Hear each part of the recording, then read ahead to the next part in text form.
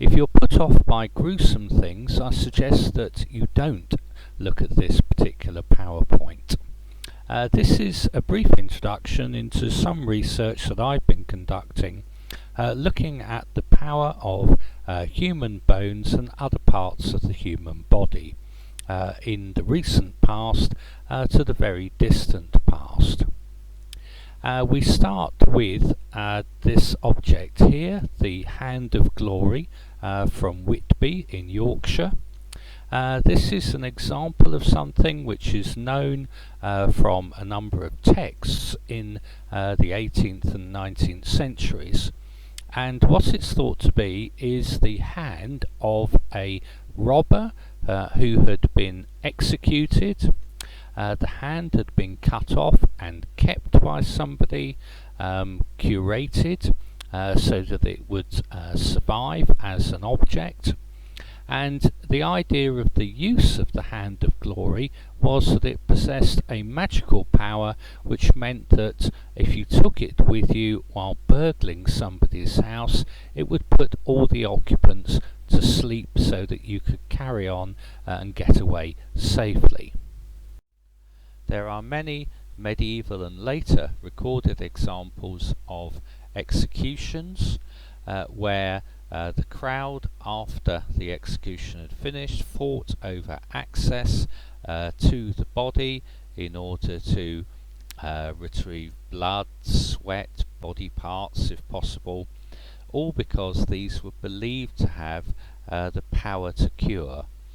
So there was quite frequently a kind of notion that somebody who had been killed deliberately and therefore died before their natural lifespan was up, that by using obtained parts of the body from this dead person, you could somehow absorb their life force which they hadn't used.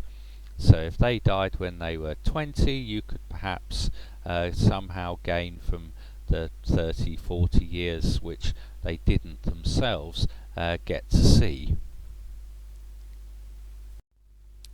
Now, this belief in the power of human bones wasn't just a matter of undignified fighting over the remains of criminals. The use of human remains as medicine is very well recorded in the medieval period up to the 18th century. And we find large examples of objects such as the one on the left, which is a medicine bottle for keeping ground down skull. And the idea was that you would then put that into a drink, and this would give you protection against a whole range of different ailments, particularly those, of course, relating to the head. Now, this wasn't something which was opposed to Christian belief. On the right we can see a skull from Otranto in Italy, and this is the skull of one of the claimed martyrs found displayed in the church. This particular skull, you can see, has had a whole series of holes drilled in it. And so the likely thinking at the time when this took place was that because this was the skull of a martyr, this would give you particularly powerful protection against a whole range of different diseases, and also perhaps magical protection against the evil eye and so on. The connection between human remains and magic seems pretty clear when you look at this part of a human skull found on a Viking site at Ribe in Denmark. You can see clearly in the top photo that the skull has had a hole drilled in it to turn it into an amulet. And on the bottom photo of the same piece of skull, you can see how it has had runic inscription carved into it. So it looks as though this is a piece of skull being kept as a piece of good luck and as a magical aid. We can see here that ideas about the importance of the skull go back right into prehistory. So these are Iron Age examples from Scotland at the top and France at the bottom, before the periods of their conquest by the Romans. So what you have here are pieces of skulls with holes drilled very carefully in them so that they can be carried around, worn as amulets, perhaps giving protection to the individuals who were carrying them. We can also see from the Iron Age that other parts of the human body, other human bones, were used as tools for weaving.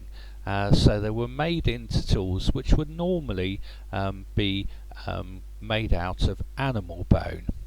So perhaps the fact that these were made out of human bone gave them a special sort of power. And this is perhaps particularly significant for weaving because from later sources such as Norse mythology, we know that weaving was something very closely associated with magic. There was this belief that weaving was somehow connected with people's lives, and that cutting a piece of cloth short through weaving had the same sort of effect as cutting somebody's life short, so that weavers were thought perhaps to have some kind of magical power over other people, and you can see that such beliefs would be the case if they were using human bone for their weaving tools.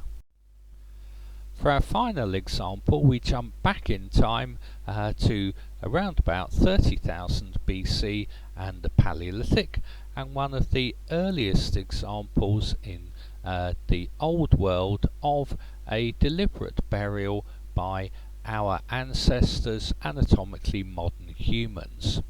This comes from Russia. The site of Sungir contains several burials, the most remarkable of which was this double burial in this unusual position of head to head, and this is a burial of two older children. They're buried with about 10,000 beads made out of mammoth ivory, each one of which would have taken about an hour to make, 500 beads made out of fox teeth, and a whole series of objects made from mammoth ivory in the shape of animals. Now, these two individuals were not only special in terms of the way that they were buried, they were special in life. The older one had extremely bowed legs and would have walked differently to other people. The younger one had a very projecting jaw and would have looked different to other people. Moreover, the older one was killed, stabbed by a blade of some sort. The younger one had their left forearm and left hand missing when they were excavated, so these seem to have been removed at some point prior to burial. As well as this, the object on the right was found with them, and this is the middle section of an adult long bone, which had been cut off, polished and filled with ochre. So it's a remarkable object in itself, and perhaps an item thought to have some kind of magical power. And we can therefore see that even back to some of the earliest modern humans in Europe, there seems to be a belief in the power of bones. Thank you.